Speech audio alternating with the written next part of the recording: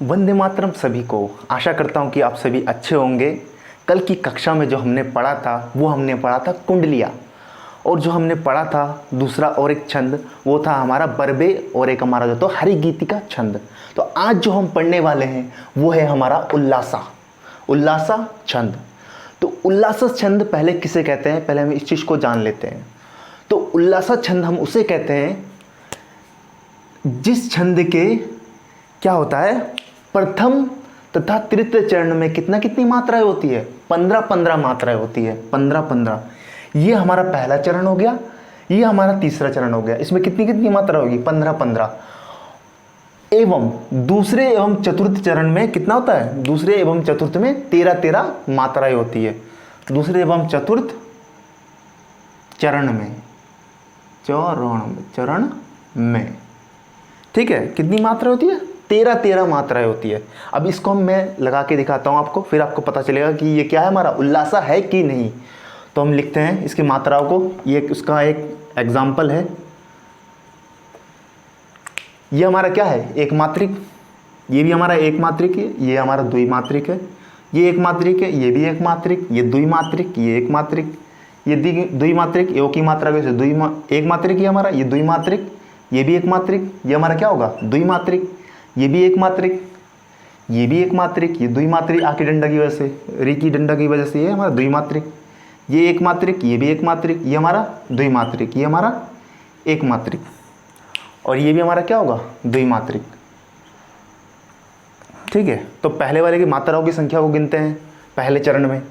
1 2 3 4 5 6 7 8 9 10 11 12 13 14 15, कितना आया मात्राओं की संख्या 15। अब दूसरे चरण में गिनते हैं 1 2 3 4 5 6 7 8 9 10 11 12 13, मात्राओं की संख्या कितनी आई 13। जब आप इस चरण को भी गिनेंगे, तो इस चरण में कितना आएगा 15 आएगा। आप निकाल लेना इसमें, ठीक है। और इसमें क्या होगा, मात्राओं की संख्या कितनी आएगी 13 आएगी। तो मैंने क्या कहा था आपसे, अगर पहला चरण और तीसरा चरण में मात्राओं की संख्या कितनी आए 15, और ये भी कितनी आए 15, जब इसको निकालेगा तो ये 15 ही आएगा। ठीक है, तो वो हमारा क्या कहलाएगा उल्लासा। जो दूसरा और चौथे चरण में मात्राओं की संख्या कितनी होगी 13-13 होगी। ये क्या कहा था मैंने, दूसरा और चौथे चरण में मात्राओं की संख्या 13-13 होगी, तो हमारा क्या कहलाएगा उल्लासा। यह एक अर्धसम्मात्रिक छंद है। उल्लासा क्या है, एक अर्धसम्मात्रिक छंद है। पूछा जाता है कि उल्लासा क्या है, तो उल्लासा क्या है, अर्धसम्मात्रिक छंद है। तो ये क्यों है अर्धसम्मात्रिक छंद, वो इसलिए है क्योंकि इसका पहला चरण में मात्राओं की संख्या और तीसरे चरण में मात्राओं की संख्या एक जैसी है, और दूसरे और चौथे चरण में मात्राओं की संख्या कैसी है, एक जैसी है। इसी वजह से हमारा क्या है, अर्धसम्मात्रिक छंद है, क्या उल्लासा। इसके बाद जो हमारा आता है वो होता है हमारे गणों को ज्ञात करना। कई बार प्रश्न पूछे जाते हैं, कई बार ऐसे पूछ दिया जाता है, जैसे आपको लिख के दिया जाएगा शरद, या फिर आपको लिख दिया जाए सबद, ठीक है, कुछ भी लिख दिया जाए, सबल, कुछ भी लिख दिया जाए। इसमें आपसे पूछ लेगा कि इसमें कौन सा गण है, ऐसे पूछ लेगा। इसमें पूछ लेगा कि शरद में कौन सा गण है, ऐसे पूछ लेगा कि सबल में कौन सा गण है। तो इस तरह के क्वेश्चन पूछे जाते हैं। मैं आपको इतने अच्छे से बताऊंगा कि आपको कोई भी अगर आ जाए गणों को ज्ञात करना, तो आप एकदम आसान तरीके से ज्ञात कर सकते हैं। तो अब आता है हमारा गणों को ज्ञात करना। ये हमारा गणों को ज्ञात करना। जो हमारे गण होते हैं वो कितने होते हैं, एक हमारा होता है यगण, और एक होता है मगण, एक होता है हमारा तगण, एक रगण, एक जगण, एक बगण, एक नगण, और एक सगण होता है। ठीक है, इसके चिन्ह ये होते हैं। अगर आपके सामने अगर ये चिन्ह आता है तो आप क्या करते हैं, ये क्या है यगण। अगर ये चिन्ह आता है तो आप क्या कहते हैं, यह है मगण। ठीक है, अगर ये चिन्ह आता है तो आप क्या कहते हैं, तगण। तो ये क्या होगा, आपके लिए एक कठिन हो जाता है, क्योंकि अगर इस चिन्हों को याद रखना है तो वो भी एक कठिन कार्य है कि नहीं। तो आसानी से आपको याद हो सके उसके लिए एक फॉर्मूला है, वो है ये,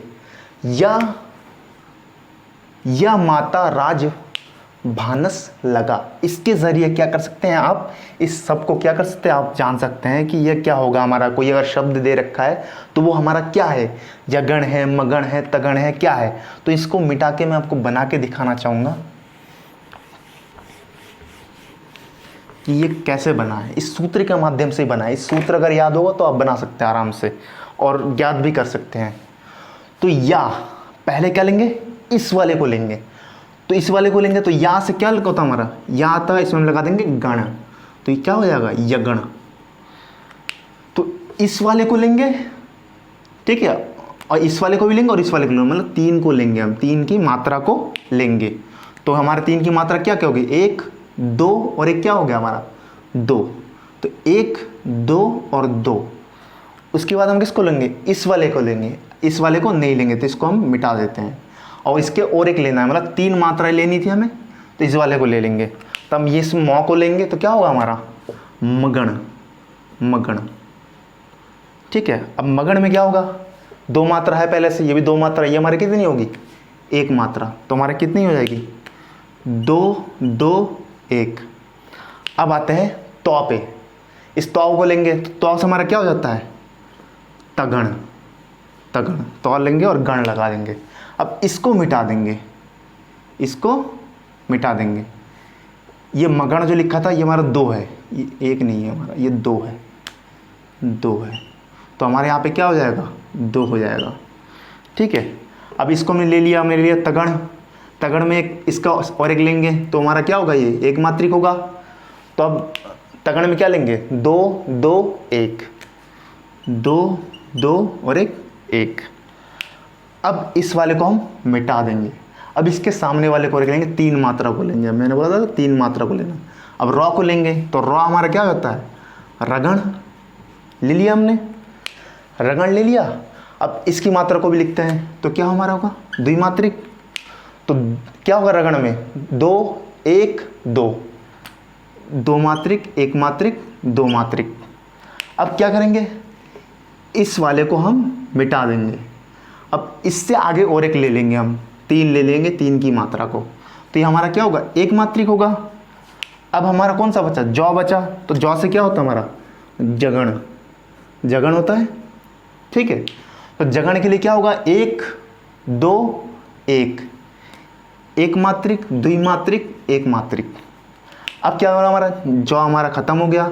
अब कौन से वाले को लेंगे, इस भाव वाले को लेंगे, लेंगे कि नहीं, तो भाव वाले को लिया हमने, तो हमारा क्या होगा यहाँ पे, भगण, भगण, ठीक है। जब भगण को लेंगे तो इसके साथ वाले हमने यहाँ से के लिए, इसके साथ वाले यहाँ पे इसको भी ले लेंगे, 3 को ले लेंगे हम, तो इसका हमारा क्या होगा, 1 मात्रिक होगा। तो हमारा भगण का क्या होगा, 2 1 1, तीनों की मात्रा को हमने लिख लिया, 2 1 1 हो गया हमारा। अब इसको मिटा देते हैं तो हमारा बचता क्या है, 9 100। अब मैंने कहा था, क्या कहा था, अब इसको नहीं लेंगे तो इसके बाद की 3 मात्रा को लेंगे, कौन से वाले को लेंगे, इस वाले को लेंगे, तो हमारा क्या होगा, 1 मात्रिक होगा। तो हमारा क्या होगा, 1 1 1, नगण क्या हो जाएगा, 9 से क्या होगा, नगण, ये हमारा क्या हो जाएगा, 1 1 1, ठीक है। अब क्या करेंगे, इस वाले को अब नहीं लेंगे, इसके बाद वाले को लेंगे, तो हमारा क्या होगा, 100 से सगण, ठीक है, सगण हो गया हमारा। अब इसके मैंने कहा इससे लेके यहाँ तक के तो 3 मात्रा को लेते हैं, तो 3 मात्रा को ले लिया, 1 1, इसका क्या हो जाएगा, द्विमात्रिक, तो इसका क्या होगा, सगण का 1 1 2, ठीक है। अब इसके बाद नहीं ले सकते हैं, अगर हम इसको मिटाते हैं तो हमारी 3 मात्राएं बच रही है, यहाँ पे 1 है, दूसरी है, तीसरी मात्रा हमारे उसमें मिल रही है, तो इसलिए हमारा यहाँ पे कितने तक होगा, हमारा ये सगण तक होगा, ठीक है। तो ये है यगण मगण स्तगण। अगर आपको कोई शब्द दिया जाता है, जैसे ये आपको दे दिया जाए, जैसे मैंने आपको बोला था, ये दे दिया आपको शरद, जैसे दे दिया आपको शरद, ठीक है। तो आप इसमें कैसे पता लगाएंगे कि इसमें कितने गण हैं, मतलब कौन सा गण है, तो कौन सा गण है, तो ये क्या है हमारा, इसका 1 मात्रिक है, ये भी 1 मात्रिक है, ये भी क्या है, 1 मात्रिक है। तो आप 1 मात्रिक के जरिए आप पता कर रहे हैं कि नहीं, ये देखिए 1 मात्रिक है, मतलब आपका क्या है, ये नगण है, ये हमारा क्या है, नगण है। अगर आपके पास उतना भी टाइम नहीं इस टेबल को बनाने का, फिर भी आप पता कर सकते हो, कैसे, इस मात्रा को लिख लो, 1 2 2 2 2, द्विमात्रिक, ये भी 1 मात्रिक, ये भी 1 मात्रिक। तो आपका क्या आ रहा है, 3 मात्रा आ रही है, 1 1 1 आ रहा है, ठीक है। 1 1 कहाँ पे आ रहा है आपका, यहाँ पे 1 1 1, यहाँ पे तो आ रही है आपकी 1 1 1, ये 3 आ रही है। तो कहाँ से स्टार्टिंग होता है? मैंने कहा जहाँ से स्टार्टिंग होता है उससे तो क्या होता है, 9 से क्या होता है, नगण, 9 से नगण। तो हम डायरेक्टली यहाँ से क्या पता कर सकते हैं, नगण। मतलब डायरेक्टली इस सूत्र के माध्यम से हम पता कर सकते हैं कोई भी अगर शब्द दिया हो कि ये कौन सा गण है। अब पढ़ते हैं हम वर्णिक छंद को, वर्णिक छंद को पढ़ेंगे, ठीक है। वर्णिक छंद में हमारा जो आता है वो आता है इंद्र बज्रा। इंद्र बज्रा में क्या होता है, जिसके प्रत्येक चरण में क्या होती है, हर चरण में जो 11-11 क्या होते हैं, वर्ण होते हैं। चाहे आप इस चरण की बात कर लो, इस चरण की बात कर लो, इस चरण की, ठीक है। इसमें कितनी कितनी मात्रा होगी, 11-11 वर्ण होते हैं। वर्ण कैसे निकालते हैं मैं दिखाता हूँ। ये हमारा कितना वर्ण होगा, एक वर्ण, ये भी हमारा एक वर्ण, ये भी एक वर्ण, ये भी हमारा एक वर्ण। तो ये 2, ये हमारा लगा दिया मैंने 3, ये हमने लगा दिया 4, ठीक है। वर्ण हो गया हमारा, ये हमारा हो गया 5 वर्ण, ये 6वां वर्ण, ये 7वां वर्ण, ये हमारा 8वां वर्ण, ये 9वां वर्ण, ये 10वां वर्ण, ये हमारा कितना हो गया, 11वां वर्ण, ठीक है। अब हम दूसरे वाले में निकाल के देखें चरण में, तो ये हमारा क्या होगा, एक वर्ण, दूसरा वर्ण, तीसरा वर्ण, चौथा वर्ण, ये हमारा 5वां वर्ण, ये हमारा 6ठा, ये 7वां वर्ण, ये 8वां वर्ण, ये 9वां वर्ण, ये 10वां वर्ण, ये हमारा 11वां वर्ण।